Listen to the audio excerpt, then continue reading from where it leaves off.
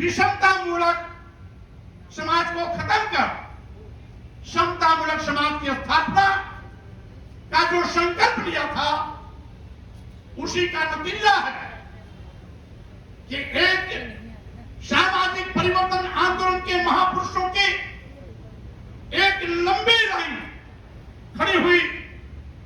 आरक्षण के जनक छत्रपति साहू जी महाराज, इस देश की पहली महिला शिक्षिका सावित्रीबाई फुले, भारतीय संविधान निर्माता परम पूज्य बाबा साहब डॉक्टर अम्बेडकर, दक्षिण में इस आंदोलन को गति देने वाले एल.आर. रामास्वामी नायकर, नारायण गुरु, संत गाडगे, संत घासीराम, आपके साथ उत्तर भारत में माननीय रामस्वरूप वर्मा जी, अध्यक्ष के संस्थापक पेरियार सिंह यादव, महाराज सिंह भारती और मानवर कांशीराम जी ने इसको निरंतर एक गति देने का काम किया।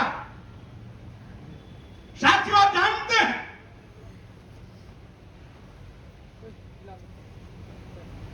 धर्म के ठेकेदारों ने हमें जाति पाति, छुआछूत, ऊंच नीच, भेदभाव का शिकार बनाकर हमें हजारों साल से धन, धरती, शिक्षा, सम्मान से वंचित करने का पाप किया था। आज यहां पर अभी राजबाला सैनी बोल रही थी, लेकिन अगर आज भारतीय संविधान नहीं होता, आज हमारे महापुरुषों का सामाजिक परिवर्तन के लिए आंदोलन नहीं होता, तो राजबाला सैनी को बोलने का मौका नहीं मिलता। हम लोग यहां पर खड़े हैं, बोल रहे हैं, ये भी दिन हमारे सामाजिक परिवर्तन महापुरुषों, सामाजिक परिवर्तन के महापुरुषों के मेहनत का नतीजा है।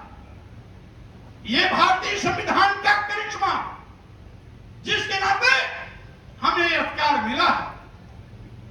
अन्यथा इस देश में धर्म के ठेकेदारों ने इस देश के 97% लोगों को अपना गुलाम बना के रखा, धन, धरती, शिक्षा, सम्मान से वंचित किया। यहां तक कि इनका सूक्त वाक्य था, नारी शूद्रो नध्यता, स्त्रियों और शूद्रों को पढ़ने लिखने का अधिकार नहीं था। स्त्रियों में वो किसी भी समाज की हो, ब्राह्मण समाज की हो, क्षत्रिय समाज की हो, दलित समाज की हो, शूद्र समाज की हो, तो भी उसको पढ़ने लिखने का अधिकार नहीं था।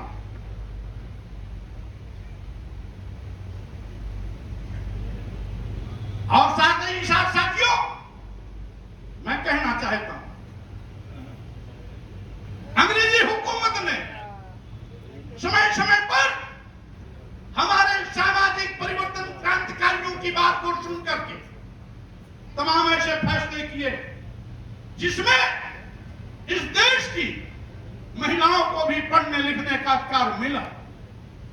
1835 में महिलाओं को अंग्रेजी हुकूमत ने पढ़ने लिखने का अधिकार दिया, और जब भारतीय संविधान बना तो बाबा साहब डॉक्टर अम्बेडकर ने उसको मौलिक अधिकार में शामिल कर हमेशा हमेशा के लिए उस पर मुहर लगाने का काम किया कि अब इस देश की महिलाएं भी पढ़ेंगी। इस देश के दलितों, आदिवासियों को, शूद्र समाज को भी अंग्रेजी हुकूमत ने पढ़ने लिखने का अधिकार दिया। बाबा साहब डॉक्टर अम्बेडकर ने संविधान बनाते वक्त उसको मौलिक अधिकार से जोड़ने का काम किया। इस देश में महिलाओं का पहला स्कूल सावित्रीबाई फुले और ज्योतिबा फुले जी के प्रयास से 1848 पूना में स्थापित किया गया। और साथियों, मैं कहना चाहता हूं, यह तो 18 विद्यालय ज्योतिबा फुले और सावित्रीबाई फुले ने मिलकर के 18 विद्यालय स्थापित करने का काम किए। पहला विद्यालय पूना में, और इसी के साथ ही साथ अंग्रेजी हुकूमत ने 1852 में सरकारी स्कूल खोला, लेकिन उसके पहले 1848 में सावित्रीबाई फुले और ज्योतिबा फुले ने विद्यालय खोला। ये योगदान था हमारे महापुरुषों का। साथियों, आप जानते हो पहले नरबली दी जाती थी। जब हमारे महापुरुषों ने इसके विषय में जानकारी अंग्रेजी हुकूमत को दी, तो अंग्रेजी हुकूमत ने उस नरबली पर रोक लगाई। नरबली, जब कोई बड़ी बिल्डिंग बनती थी, किसी नदी का पुल बनता था, कोई सरकारी भवन बनता था, तो एक शूद्र समाज के व्यक्ति की नरबली ली जाती थी। अंग्रेजी हुकूमत ने भी इस पर रोक लगाने का काम किया, और भारतीय संविधान बनने के बाद तो सारी की सारी व्यवस्था चाक चौबंद हो गई। अब किसी के साथ कोई भेदभाव नहीं।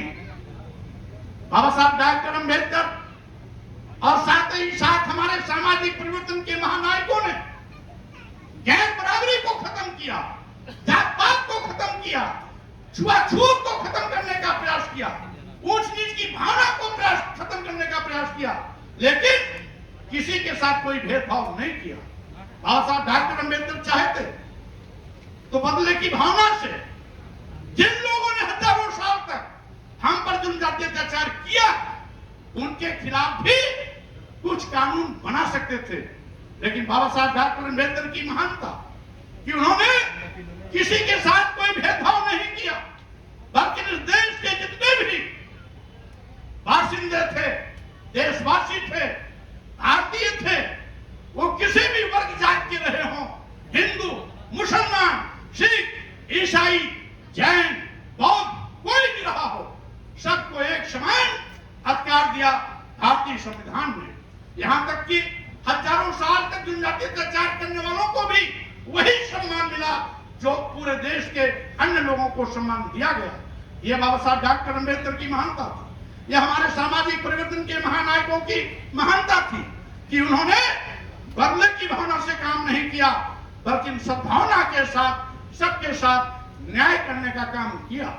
हमारे भारतीय संविधान की उद्देश्य का भी यही है कि समाजवाद, पंथ निरपेक्ष, लोकतंत्रात्मक रास्ते पर चलते हुए हम सबके साथ समता, न्याय, भाईचारे का व्यवहार करते हुए एक सशक्त राष्ट्र का निर्माण करें।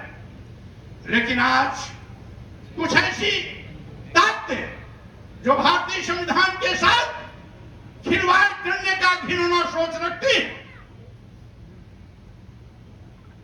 इस देश